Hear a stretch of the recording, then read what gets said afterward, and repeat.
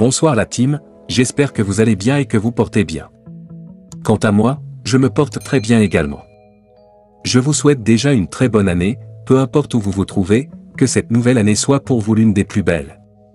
J'espère que vous avez eu une bonne année 2024, la team. Nous allons parler d'Alassane Dramane Ouattara. On nous parle d'un risque d'une tentative de coup d'État et qu'Alassane Ouattara est au courant de ça et donc il est en train de manœuvrer dans l'armée, il est en train de changer des postes, il a nommé un nouveau chef de l'état-major ivoirien et il est en train de bouger les lignes pour éviter une tentative de coup d'État. Mais la question qu'on a envie de se poser est de savoir pourquoi bouger les lignes alors qu'il peut éviter tout ce genre de tentative. Voici une personne qui doit libérer certains militaires qui sont encore en prison mais qui ne le fait jamais. Les militaires sont encore en prison et pourtant lui, il dit qu'il est déjà dans la réconciliation. Il a mis ses militaires en prison parce que, selon lui, le président Gbagbo était coupable de tout ce qui était accusé contre lui. Mais le président Laurent Gbagbo, ayant passé plus de 8 ans à la CPI, a été déclaré innocent, il a été acquitté, il est dans son pays et il va bien à ses occupations. Il a même créé un nouveau parti politique qu'il dirige en grand maître. Le président Laurent Gbagbo étant donc libre aujourd'hui, navé de toute accusation, il manquait une seule chose à Alassane Ouattara, c'était de libérer le général Dogbo Blé et ses compagnons qui sont encore aujourd'hui en prison. C'était de libérer tous les prisonniers politiques de la crise post-électorale et électorale de 2010, c'était de donner la liberté à tout le monde.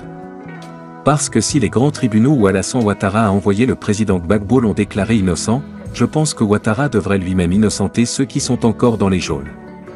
Vous savez, Ouattara sachant que Gbagbo n'est pas coupable, il avait deux options, celle de croire que c'est quelqu'un d'autre le coupable, si ce n'est vraiment pas lui.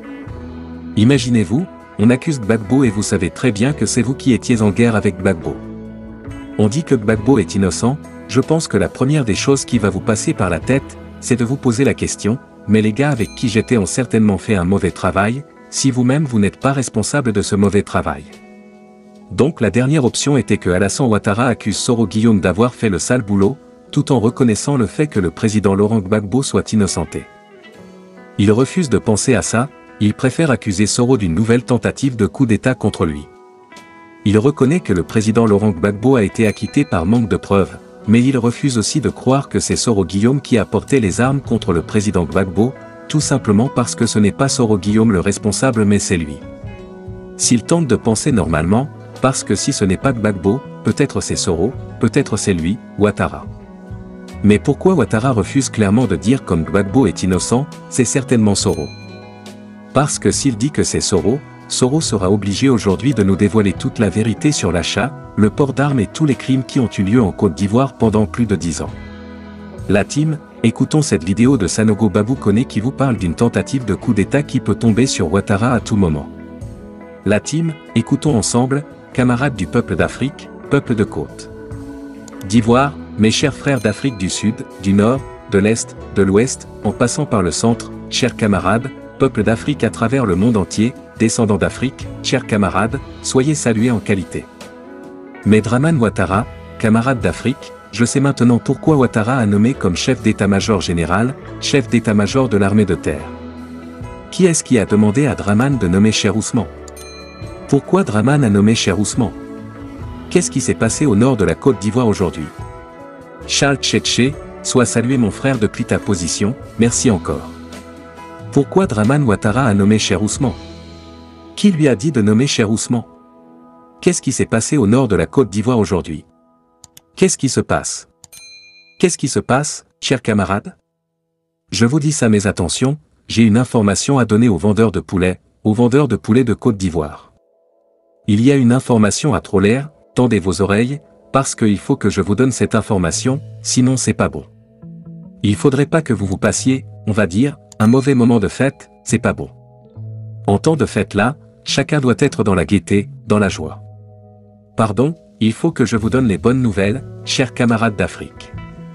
Partagez au maximum la vidéo, mettez-la partout à travers le monde entier. Choguel Mega, et comment il s'appelle, et le Premier ministre, Birinabe Tambela, ont été reçus. Camarades, par le président, donc les informations sont là, on va en parler. Donc partagez au maximum la vidéo, chers camarades, partagez-la partout, partagez.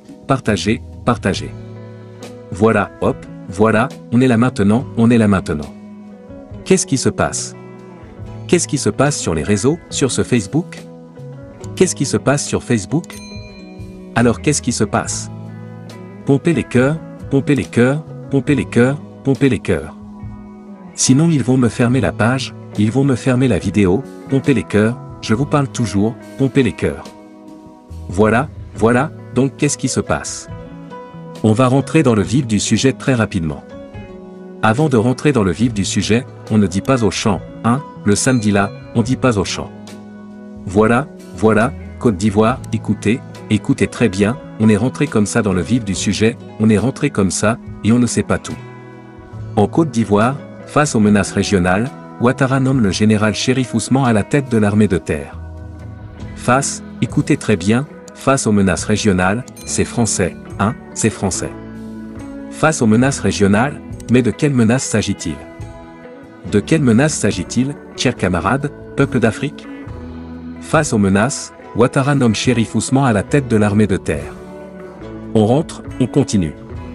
Le président de la République, Alassane Dramane Ouattara, sur proposition du ministre d'État, ministre de la Défense, a nommé, sur proposition de Téné Birahima Ouattara, le samedi 30 décembre 2023, le général de brigade Chérif Ousmane en tant que chef d'état-major de l'armée de terre.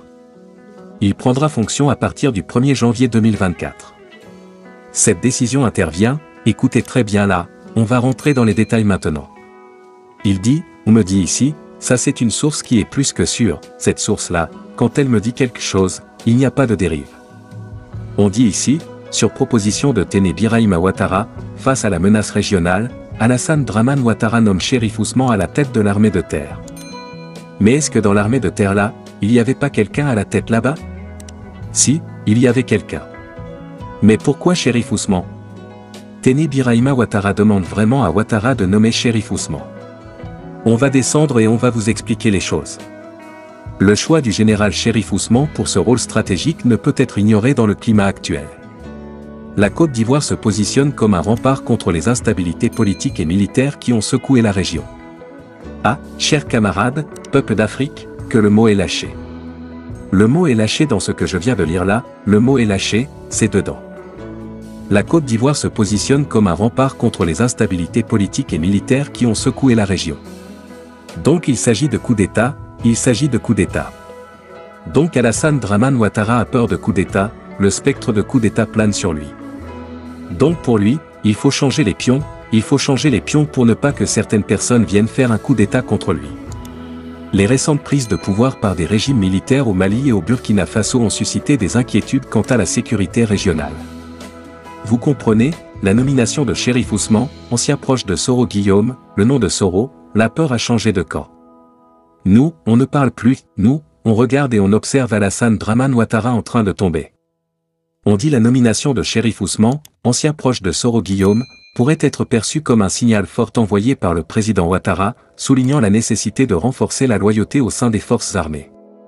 Donc on dit, comme il y a des coups d'État dans la sous-région, et puis il paraît qu'au sein de l'armée, il y a des gens qui ne sont pas loyaux. Vous comprenez, il y a des gens qui ne sont pas loyaux, donc là, il faut envoyer Chérif Ousmane pour leur dire d'être loyaux.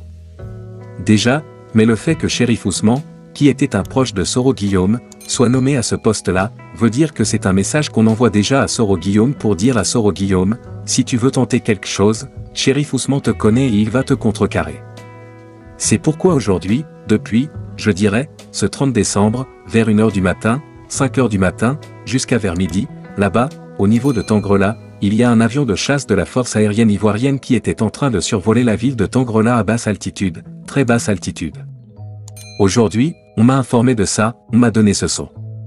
Donc ce qui se passe, c'est qu'aujourd'hui, Ouattara, il se couche, mais il ne dort pas. Ouattara, il s'assoit, mais il n'est pas assis, il ne se repose pas. Même quand il entend un pétard, il se réveille, même quand il entend un pétard, il se réveille. Chers camarades, peuple d'Afrique, la chute de Dramane est imminente, sa chute est imminente. Donc on continue. Face aux défis posés par les récents changements politiques dans la sous-région, la nomination de Chérif Ousmane vise à renforcer la stabilité intérieure et à prévenir toute tentative de déstabilisation. Ça veut dire quoi? Que nous, qui allons manifester, nous qui manifestons en Côte d'Ivoire, nous serons envoyés pour. Ça veut dire quoi? Ça,